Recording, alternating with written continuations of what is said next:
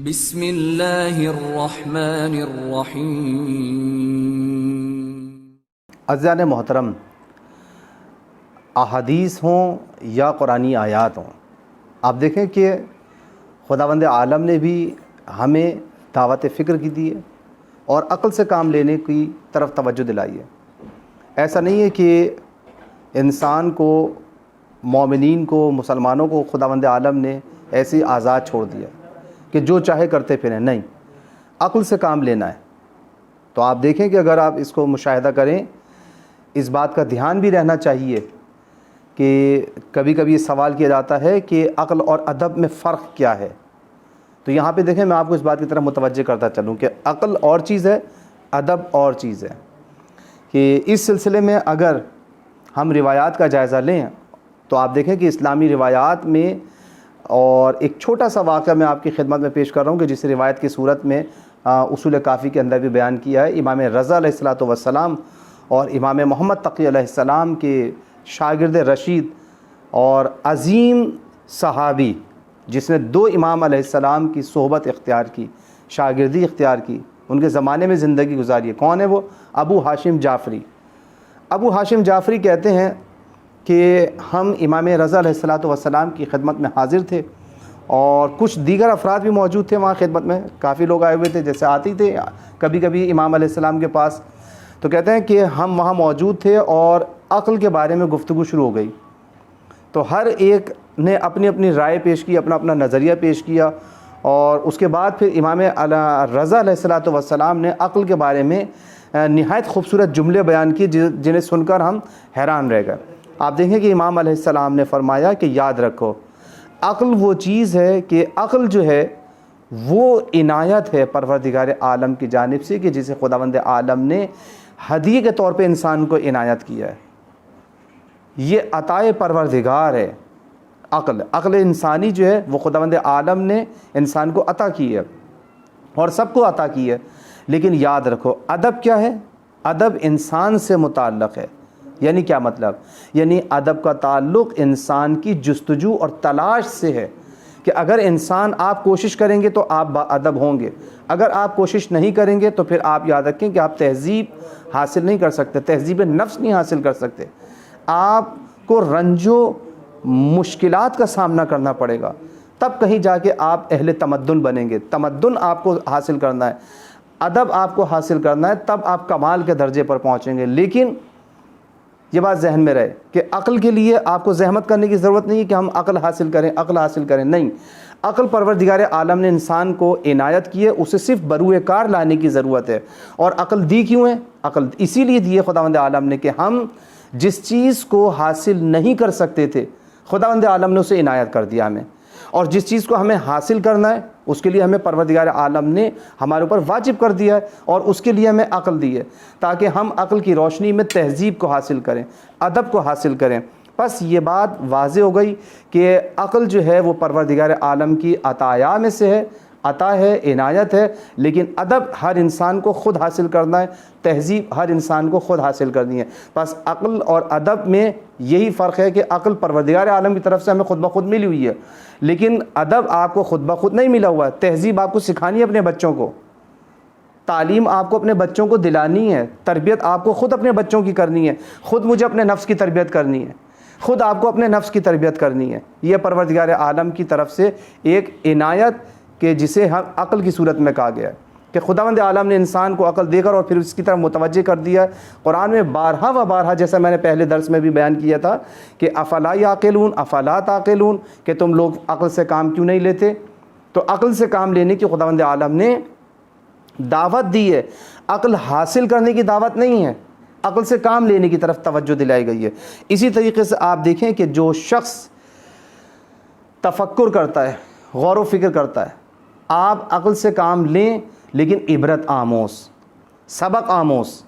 تفکر کی ارزش ہے، فضیلت ہے، اور وہ کس طریقے سے ہوتا ہے کہ فکر کی بھی آپ دیکھیں 2 طرح کی انسان کے پاس فکر ہے۔ ایک وہ فکر ہے، تفکر ہے، کہ جس میں انسان کو عبرت حاصل ہوتی ہے، عقل سے کام لینا، اور ایک وہ ہے کہ جہاں اس کی کوئی حیثیت نہیں ہے۔ لیکن یاد رکھیں وہ کس طریقے سے ہے کہ کون سا تفکر جو ہے وہ قابل ستائش ہے، لائق تعریف ہے، افضل ہے۔ وہ فکر، وہ تفکر ہے کہ جس میں انسان عبرت حاصل کرے، کہ جس میں انسان سبق حاصل کرے، وہ تفکر۔ اب آپ دیکھیں کہ حسن بن ثقل نے امام جعفر صادق علیہ السلام سے اس روایت کو بھی اگر آپ ملاحظہ فرمائیں تو باب التفکر کے اندر یہ روایت موجود ہے، اصول کافی کے اندر، اور یہ چھوٹا سا واقعہ کی صورت میں آپ کے سامنے پیش کر رہا ہوں۔ آپ انشاءاللہ اس سے مستفید ہوں گے اور محظوظ ہوں گے کہ حسن بن ثقل کہتے ہیں کہ امام جعفر صادق علیہ السلام سے میں نے خود سوال کیا کہ مولا، یہ جو بات کہی جاتی ہے کہ عبادت جو ہے وہ 1 گھنٹے کا تفکر، 1 ساعت کا تفکر 1 شب کی عبادت سے افضل ہے، یہ روایت ہے، کیا یہ پیغمبر اکرم صلی اللہ علیہ وآلہ وسلم سے روایت ہے؟ لوگوں کے درمیان یہ روایت مشہور ہے۔ تو اب آپ دیکھیں کہ امام علیہ السلام نے کیا جواب دیا، توجہ فرمائیے گا۔ اور اس تفکر سے مراد کیا ہے؟ حسن ابن ثقل نے یہ روایت امام علیہ السلام کے سامنے پیش کی اور بیان کیا کہ پیغمبر اکرم صلی اللہ علیہ وآلہ وسلم سے اس روایت کو نقل کیا جاتا ہے، لوگوں کے درمیان یہ روایت مشہور و معروف ہے۔ تو آپ بتائیے کہ اس میں یہ جو یہ کہا جاتا ہے کہ 1 گھنٹے کا غور و فکر، تدبر، عقل سے کام لینا 1 شب کی عبادت سے افضل ہے، یہ کیسے؟ وہ کون سا فکر ہے، وہ کون سی فکر ہے، وہ کون سا تفکر ہے کہ جو ہمیں 1 گھنٹہ ہم بیٹھ کے سوچیں؟ آپ دیکھیں کہ بہت سارے لوگ سوچتے رہتے ہیں کسی چیز کے بارے میں، دوسری چیز کے بارے میں، کوئی کسی چیز کے بارے میں، لیکن پھر اس کے بعد نتیجہ کچھ نہیں نکلتا۔ تو کون سی فکر جو ہے وہ ہمارے لیے فائدہ مند ہے؟ اور امام علیہ السلام سے اس سوال کے بارے میں انہوں نے دریافت کیا۔ تو اب دیکھیں امام علیہ السلام کیا فرماتے ہیں۔ امام علیہ السلام یہ فرماتے ہیں، امام علیہ السلام نے فرمایا کہ جب انسان کسی خرابی کے پاس سے گزرے، کسی ایسے مکان کے پاس سے گزرے کہ جو اپنی بنیادوں پہ گرا پڑا ہے یا جو ویران ہو گیا، اب اس کے اندر کوئی رہنے والا نہیں ہے، تو اس مکان کے پاس کھڑے ہو کر یہ سوال کرے اپنے دل و دماغ کے اندر، اپنے دل میں یہ سوال کرے، کیا سوال کرے کہ اینہ ساکنو کی، اینہ بانو کی، ما بالو کی لا تتکلمین، کہاں ہیں تمہارے درمیان رہنے والے، کہاں چلے گئے وہ لوگ کہ جو تمہارے اندر سکونت اختیار کرتے تھے، وہ کہاں چلے گئے؟ اینہ بانو کی، کہاں ہیں وہ جنہوں نے تمہیں اتنی شان و شوکت سے بنایا تھا، جنہوں نے اتنی آرزوؤں کے ساتھ تمہیں بنایا تھا، کہاں ہیں وہ؟ ما بالو کی لا تتکلمین، تمہیں کیا ہو گیا، تم جواب کیوں نہیں دیتے؟ تو آپ دیکھیں کہ امام علیہ السلام نے فرمایا کہ اگر انسان اس طریقے سے اس کھنڈ کے پاس کھڑے ہو کر، اس ویران مکان کے پاس کھڑے ہو کے اگر اپنے دل میں یہ سوال کرے تو اسے جواب ملے گا، اور پھر اس کا دل و دماغ اس بات کی طرف متوجہ ہوگا کہ آپ دیکھیں کہ امام در حقیقت یہاں پہ 2 باتیں امام علیہ السلام نے ہمیں توجہ دلائی، 2 باتوں کی طرف۔ کون سی؟ پہلی بات تو یہ کہ امام علیہ السلام نے گویا اس روایت کی تصدیق کی، اس کی وضاحت فرما کے کہ ہاں یہ ہمارے نانا کا فرمان ہے، انہی کی روایت ہے کہ 1 گھنٹے کی فکر کرنا، 1 گھنٹے کا تفکر کرنا وہ 1 رات کی عبادت سے افضل ہے۔ کہ اگر انسان ایسے مکان کے پاس کھڑے ہو کر تفکر کرے، تدبر کرے، اور اس سے توبہ کا دروازہ اس کے لیے کھل جائے، اور اس سے پروردگار عالم کی بارگاہ میں گڑ گڑانے کے لیے راز و نیاز کرنے کا موقع مل جائے اور توبہ کا باعث بنے اگر یہ فکر، یہ تفکر، یہ تدبر، تو آپ دیکھیں کہ یہ وہ تفکر ہے کہ جو 1 گھنٹہ، 1 ساعت فکر کرنا 1 رات کی عبادت سے افضل ہے۔ ایسی عبادت کہ جو بالکل سطحی ہو، جس کا کوئی، آپ دیکھیں بہت سارے لوگ نمازوں پہ نمازیں پڑھے چلے جاتے ہیں، حتیٰ کہ میں اکثر و بیشتر آپ کے سامنے کئی مرتبہ اس بات کو بیان کر چکا ہوں کہ لوگ ختم قرآن پہ لگ جاتے ہیں ماہ مبارک رمضان آتے ہی کہ بھائی ہم نے 1 قرآن ختم کر دیا، ہم نے 2 قرآن ختم کر دیا، ہم نے 3 قرآن ختم کر دیے۔ میں نے کئی لوگوں سے پوچھا کہ آپ یہ بتائیے کہ آپ نے 3 قرآن ختم کیے، لیکن سمجھا کتنا ایسے؟ کتنی آیتوں پہ آپ نے غور کیا؟ کتنی آیتوں میں آپ نے فکر کی؟ کتنی آیتیں پڑھنے کے بعد ہمارے دل کے اندر یہ خیال پیدا ہوا اور تفکر پیدا ہوئی کہ اب آئندہ ہم اس قسم کا کام نہیں کریں گے؟ کبھی خیال پیدا ہوا یہ؟ 3 قرآن پڑھ لینے کے بعد پھر اگر دفتر میں بیٹھ کے رشوت لینے لگے 3 قرآن ختم کر لینے کے بعد، 2 قرآن ختم کر لینے کے بعد، پورا قرآن ختم کر لینے کے بعد پھر اگر ہمارے وہی اعمال رہے جو ختم قرآن سے پہلے تھے، تو بتائیے کہ قرآن پڑھنے نے ہمیں کوئی فائدہ پہنچایا؟ اس کے اندر ہم نے کوئی غور و فکر کیا؟ نہیں کیا۔ نماز پڑھ لینے کے بعد، جبکہ نماز کیا کہہ رہی ہے کہ ان الصلاۃ تنہی عن الفحشاء والمنکر، کہ نماز بری باتوں سے روکتی ہے، بے حیائی سے روکتی ہے۔ تو آپ دیکھیں کہ نماز پڑھ لینے کے بعد انسان پھر برائی کی طرف متوجہ ہے، پھر اگر غلط کام کر رہا ہے تو بتائیے کہ پھر اس میں وہ عبادت، یہ عبادت سطحی عبادت ہے۔ امام علیہ السلام یہی سمجھانا چاہتے ہیں کہ ایک ساعت کا تفکر، ایک ساتھ تم عقل سے کام لے لو، ایک گھڑی تم نے بیٹھ کے اگر اپنی عقل سے کام لیا اور تفکر کیا، اور اس تفکر کی وجہ سے تمہارے اندر توبہ کا دروازہ کھل گیا، تو ایک رات بھر عبادت سے افضل ہے یہ چیز۔ یہ امام علیہ السلام یہاں پر فرما رہے ہیں، توجہ فرمائی آپ نے۔ اس کے بعد آپ دیکھیں ایک اور، میں یہاں پر آپ کے سامنے مختصر وقت کے اندر اس بات کو بیان کروں انشاءاللہ العزیز کہ یہ ہمارے لیے قابل استفادہ ہے، اور یہ واقعہ جو میں آپ کے سامنے بیان کر رہا ہوں یہ بھی اصول کافی ہی کے اندر شیخ کلینی نے نقل کیا ہے، اور حدیث نمبر 19 ہے جلد نمبر 1 کے اندر۔ توجہ فرمائیے گا کہ بغیر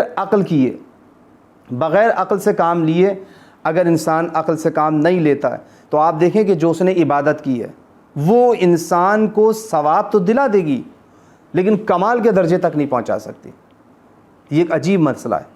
آپ دیکھیں کہ اسحاق بن عمار کہتے ہیں کہ میں امام علیہ السلام کی خدمت میں موجود تھا، حضرت امام جعفر صادق علیہ السلام کی خدمت میں موجود تھا، اور ان کی خدمت میں میں نے عرض کیا کہ اے فرزند رسول، ہمارے پڑوس میں ایک صاحب رہتے ہیں، ایک شخص رہتا ہے، میں نے دیکھا کہ وہ بڑی نمازیں پڑھتا ہے، روزے بھی رکھتا ہے اور کافی کچھ خرچ بھی کرتا ہے، اور بڑا جو ہے وہ اس معاملے میں دیندار نظر آتا ہے۔ تو آپ یہ بتائیے کہ اس کے بارے میں آپ کا کیا نظریہ ہے، وہ شخص کیسا ہے؟ تو توجہ فرمائیے گا کہ امام علیہ السلام نے کیا سوال کیا، دیکھیں اس سے۔ امام علیہ السلام نے فرمایا کہ یہ بتاؤ کہ وہ عقل کے اعتبار سے کیسا ہے، عقل کے اعتبار سے وہ انسان کیسا ہے؟ کیا وہ اپنے معاشرے کے اندر اپنی عقل کو استعمال کرتا ہے، غور و فکر سے کام لیتا ہے؟ یعنی جہاں پیسے خرچ کرنے چاہیے یہ خرچ کرنے سے پہلے سوچتا ہے، عقل سے کام لیتا ہے، تدبر سے کام لیتا ہے، غور و فکر سے کام لیتا ہے؟ تو کہنے لگا مولا نمازیں تو بہت پڑھتا ہے لیکن عقلی اعتبار سے وہ تھوڑا سا ہم اسے کہتے بھی ہیں کہ بھائی یہ پیسے یہاں نہیں یہاں خرچ کرنے چاہیے۔ تو آپ دیکھیں کہ امام علیہ السلام نے فرمایا کہ اگر انسان نمازیں پڑھتا ہو، روزے رکھتا ہو اور اس قسم کے کام انجام دیتا ہو، لیکن اگر عقل سے کام نہیں لیتا، غور و فکر سے کام نہیں لیتا، تو یاد رکھو کہ اس کی یہ نمازیں پڑھ لینا اسے ثواب تو دلا دیں گے لیکن کمال کے درجے تک نہیں پہنچا سکتی۔ توجہ فرمائی آپ نے کہ وہ اپنے مولا نے ارشاد فرمایا لا یرتفع بذلک منہ، کہ وہ اپنی ان نمازوں کی وجہ سے، اپنی ان نمازوں کے ذریعے ارتفاع تک نہیں پہنچ سکتا، بلند ترین مقام تک نہیں پہنچ سکتا۔ بس عزیزان محترم، اگر کمال چاہتے ہیں، تقرب الہی چاہتے ہیں، اہل بیت علیہ السلام کی ہم نشینی چاہتے ہیں، تو غور و فکر سے کام لینا پڑے گا، عقل استعمال کرنی پڑے گی کہ کہاں پہ ہمیں کون سا پیسے خرچ کر دیں، کون سا کام انجام دینا ہے، کہاں پہ کون سا کس کام کو انجام دینا ہے، کس کی مدد کرنی ہے، کیونکہ یہی عقل ہے کہ جہاں عقل ہوگی، یہ بات یاد رکھیں، جہاں انسان کے پاس عقل ہوگی، اہل عقل ہی کے پاس حیا ہوتی ہے۔ جو شخص یعنی انسان کا با حیا ہونا اس کے عقل مند ہونے کی علامت ہے۔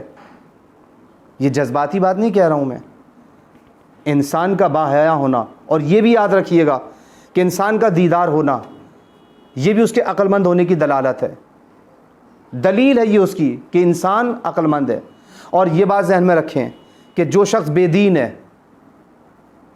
کہ بس نماز کچھ نہیں ہے، روزہ کچھ نہیں ہے، فلاں چیز کچھ نہیں ہے، جو بے دین ہو جائے اور دین کی باتوں کا مذاق اڑائے، اس کا مطلب یہ ہے کہ اس کے پاس عقل نہیں ہے۔ معصوم علیہ السلام اسے عاقل نہیں مانتے ہیں، قرآن کی آیات بھی میں بہت ساری آپ کے سامنے پیش کر چکا ہوں۔ اور انسان، جو شخص جس کے پاس عقل نہیں ہے وہ بے دین ہو جائے گا، وہ بے حیا ہو جائے گا۔ حیا، با حیا ہونا خود عقل کی علامت ہے، دیندار ہونا خود عقل کی علامت ہے۔ توجہ فرمائیں، اس لیے کہ آپ دیکھیں کہ مولا کائنات حضرت علی علیہ السلام نے یہ بات ارشاد فرمائی تھی کہ آدم علیہ السلام کے پاس جبرائیل علیہ السلام نازل ہوئے تھے، یاد ہے نا؟ یہ بس سرسری جملہ بیان کر کے میں اپنی بات کو ختم کروں گا کہ حضرت آدم علیہ السلام کے پاس جبرائیل آئے تھے اور انہوں نے کیا کہا تھا کہ اے آدم، میں آپ کے لیے 3 چیزیں لے کر آیا ہوں تحفے کے طور پر، اور جب یہ 3 چیزیں تحفے کے طور پر لایا ہوں تو ان میں سے آپ ایک انتخاب کر لیجئے۔ وہ 3 چیزیں کیا تھیں؟ عقل تھی، دین تھا، اور کیا تھا؟ حیا۔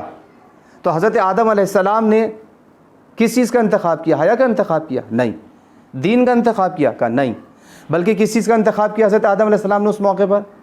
کہا مجھے عقل چاہیے۔ حضرت آدم علیہ السلام نے عقل کا ہاتھ تھام لیا، گویا عقل کو لے لیا، اور جب عقل کو لیا تو حضرت جبرائیل نے کہا کہ باقی 2 واپس چلیں، تو دونوں نے کیا جواب دیا؟ دین نے اور حیا نے۔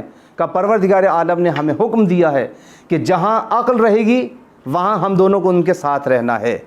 بس عزیزانہ محترم، بس پتہ چل گیا کہ مولا کائنات اس بات کی طرف توجہ دلا رہے ہیں کہ جہاں عقل ہوگی وہاں دین بھی ہوگا اور وہاں حیا بھی ہوگی۔ بس انشاءاللہ العزیز یہ بات ہمارے ذہنوں میں محفوظ رہنی چاہیے کہ دینداری عقل کے ساتھ ہے، حیا عقل کے ساتھ ہے، لہٰذا عقل سے کام لینا چاہیے۔ قرآن کریم نے متوجہ کیا ہے، بار بار اس بات کی طرف توجہ دلائیے کہ افلا تعقلون، تم لوگ عقل سے کام کیوں نہیں لیتے۔ بس انشاءاللہ العزیز ہمیں ہر موقع پر، ہر لمحہ عقل سے کام لینے کی ضرورت ہے کہ جو شیعان حیدر کرار ہیں، جو مولا کائنات کے چاہنے والے ہیں، جو اہل بیت علیہ السلام کے چاہنے والے ہیں، انشاءاللہ العزیز ہمیشہ اپنی عقل کو بروئے کار لاتے ہوئے عقل سے استفادہ کریں گے۔